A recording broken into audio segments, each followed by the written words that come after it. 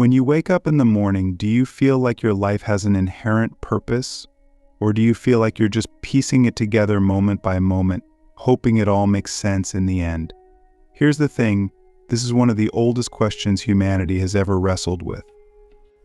Is life inherently meaningful, or do we, through sheer creativity, invent that meaning for ourselves? And here's where it gets really interesting. What if the answer is both? Or worse, what if it's neither? Today, we're going to explore this question in a way you've never heard before. By the end of this video, I promise you'll see life and your role in it differently. But first, let me tell you a story. When I was younger, I remember reading about two philosophers who had radically different takes on life. One was Albert Camus, who believed that life is absurd. He said the universe is silent, meaning that no matter how much we scream into the void, it won't scream back. Life, to him, has no inherent meaning. But instead of despair, Camus said this was liberating. He believed that the absence of inherent meaning gave us the ultimate freedom to create our own. On the other hand, there was Viktor Frankl, a man who survived unimaginable horrors in a concentration camp. He wrote that life has meaning, even in the darkest moments. For Frankl, meaning isn't something you invent, it's something you discover. It's waiting for you in your relationships, in your struggles, and in the responsibility you take for your own existence. So who's right? The man who says life has no meaning, or the man who says it's full of it? I want you to think about this for a second. Imagine you're standing in a completely empty room. There's no furniture, no distractions, just four blank walls. You're told to stay there for an hour. Click subscribe to this channel to get more profound insights. No phone, no music, no way to pass the time. What happens?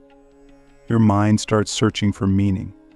You might count the cracks in the wall, wonder why you're there, or even start imagining stories about how the room came to be. This is what humans do. We're meaning-making machines. Left in a vacuum, we naturally fill it with something. But here's the twist. Does that mean the meaning we find is real, or is it just something we make up to feel less alone? Let's take it further. Think about the universe itself.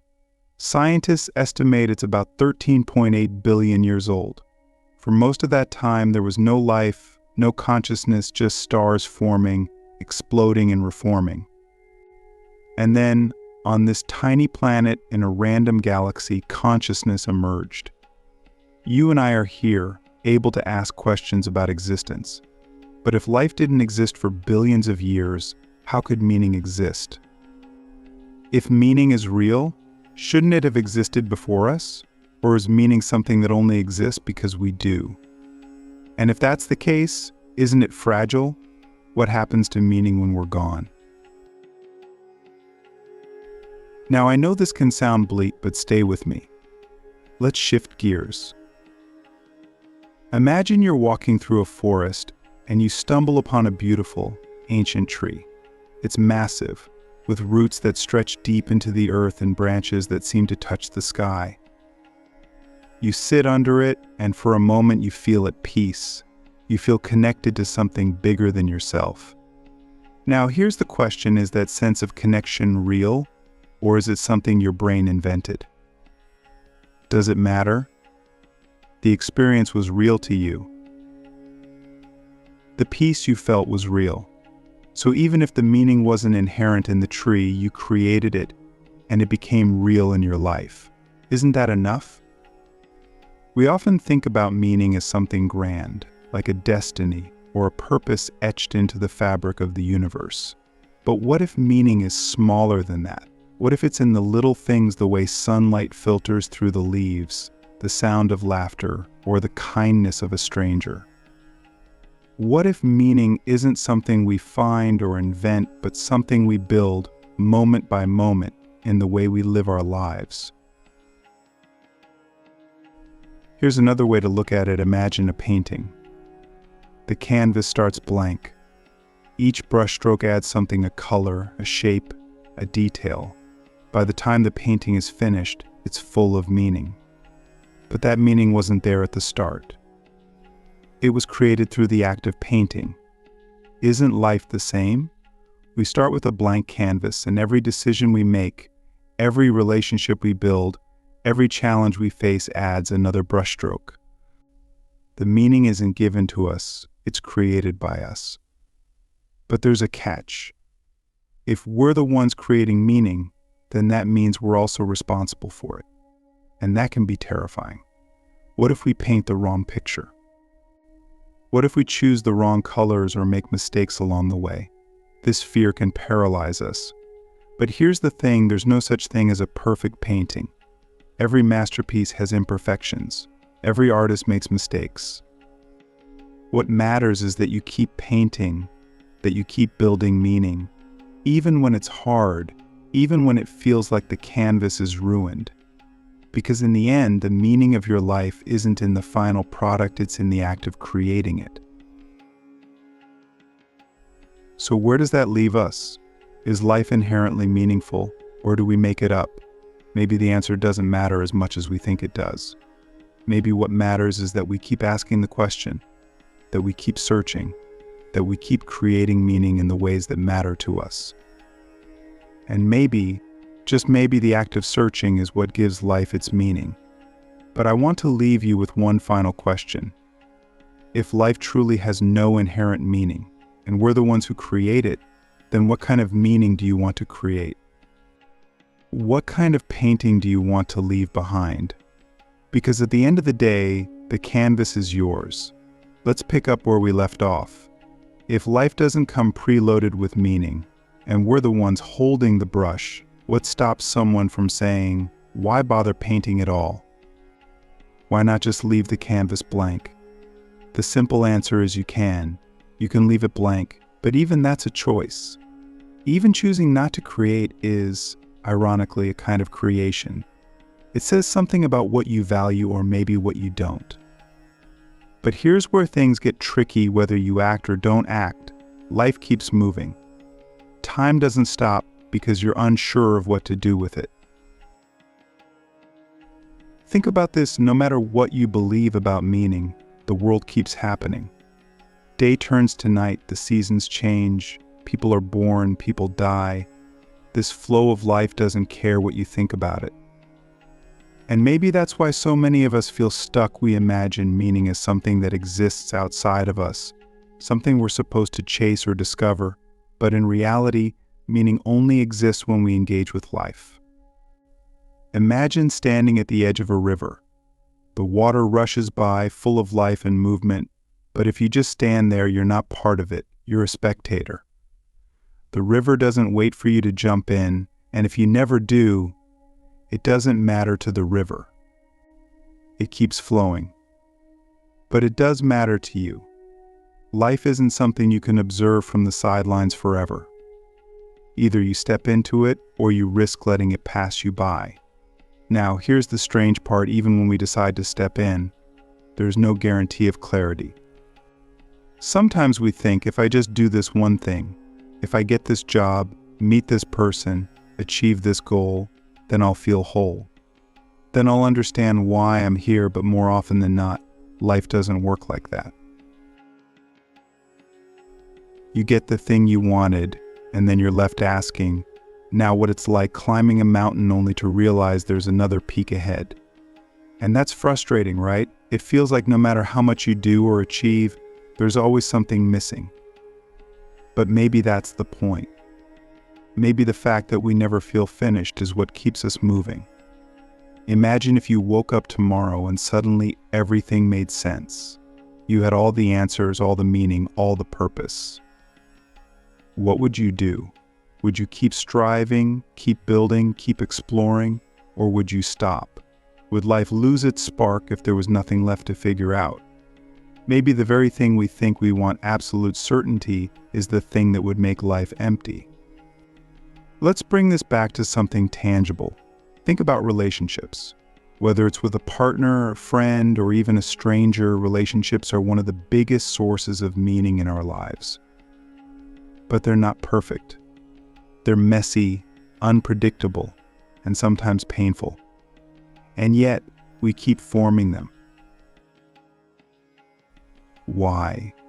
Because even in their imperfection, they give us something we can't create alone. They challenge us, they teach us, and sometimes they hurt us, but they also connect us to something bigger than ourselves. And isn't that what meaning is? Not some grand cosmic truth, but the connections we make, the effort we put into caring about something or someone. All right, let's flip this around. What happens when those connections are gone? When you lose someone you love, or when a relationship falls apart, it can feel like the meaning you built has been ripped away. And in a way, it has. That's the risk of creating meaning. It's fragile. It can be destroyed. And that's why some people decide it's safer not to create at all. But is it really safer, or is it just emptier? If meaning is fragile, if it can be taken from us, doesn't that make it more valuable? Think about it, the things we hold closest, the things we'd fight hardest to protect, are often the most temporary. A sunset, a moment of laughter, a fleeting connection with someone you'll never see again. They don't last, but does that make them less meaningful, or does it make them more? Here's a weird thought. What if life's meaning isn't something you can hold on to? What if it's more like a flame you carry, something you have to keep feeding and protecting, even though it's always at risk of going out? And what if that's okay? What if the fact that it can go out is what makes it worth carrying in the first place? It's not permanent, but it's real. It's yours. So let's get practical. If meaning isn't given to us and we have to create it, how do we even start? Do we just pick something randomly and hope it feels right? Or do we wait for some kind of sign? Here's the truth, most of us don't stumble upon meaning in some dramatic, life-changing moment. It usually starts small.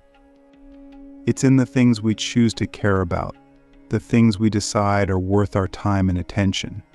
Maybe it's a hobby, a cause, a relationship, or even just a habit of noticing the small details around you.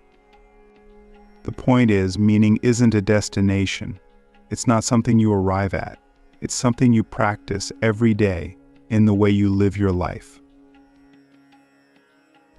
But here's the kicker, it's also something you can lose.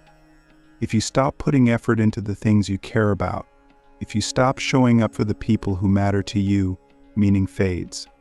It doesn't disappear all at once, it slips away slowly. So quietly you might not even notice until it's gone. And that's scary. But it's also empowering, because if meaning can fade, it can also be rebuilt. If you lose it, you can start again. The canvas is never truly blank. Every experience, every mistake, every failure leaves a mark. And those marks aren't something to erase, they're what give your life its texture, its depth, its story. So let's go back to the question, is life inherently meaningful, or do we make it up? Maybe it doesn't matter. Maybe the real question is, what are you going to do with the time you've been given? Because whether life has meaning or not, the clock is ticking. The river is flowing, and you're here right now with a choice to make. What will you create? What will you care about? And when it's all said and done, will the life you've lived reflect the things that mattered most to you? That's not something I can answer for you. It's not something anyone can. But here's what I do know, the meaning of life isn't waiting for you out there somewhere. It's waiting for you to make it. Let's strip everything back for a second. Forget philosophy, forget grand ideas, forget all the theories about meaning. Just focus on where you are right now. Look around, what do you see? Maybe it's a cluttered desk, a quiet room, or a busy street. Whatever it is, this is your life, at least for this moment. And that's the thing, meaning isn't some distant concept waiting for you in the future. It's never farther away than this exact second. Even now, in the simple act of existing, you're already part of something. The question is, what are you doing with it? Meaning doesn't have to be loud or dramatic. It's in the smallest things, helping someone without expecting anything back. Finding joy in something as simple as the way the rain sounds against your window, or deciding to keep going even when life feels heavy. These moments don't scream for attention, but they add up. They're like drops of water filling a jar. And one day when you look back, you'll realize those little moments were everything. They weren't distractions or filler, they were the meaning itself. But let's be real, some days it's hard to care about anything. On those days, meaning can feel fake, like something people talk about to make themselves feel better. That's okay. Nobody feels connected to life all the time. What's important is what you do next. Do you let the emptiness take over, or do you choose, even in the smallest way, to care about something anyway? That choice, small as it might seem, is where meaning begins. It's not about having all the answers. It's about deciding, even for a moment, that something matters. At the end of the day, you might never know if life has some deeper, universal meaning. But does it really matter? You're here. You're alive. And that's enough to start with. The rest? That's up to you. Whether life is inherently meaningful or not, the fact remains you get to decide what you do with the time you have. And maybe that's the most meaningful thing of all.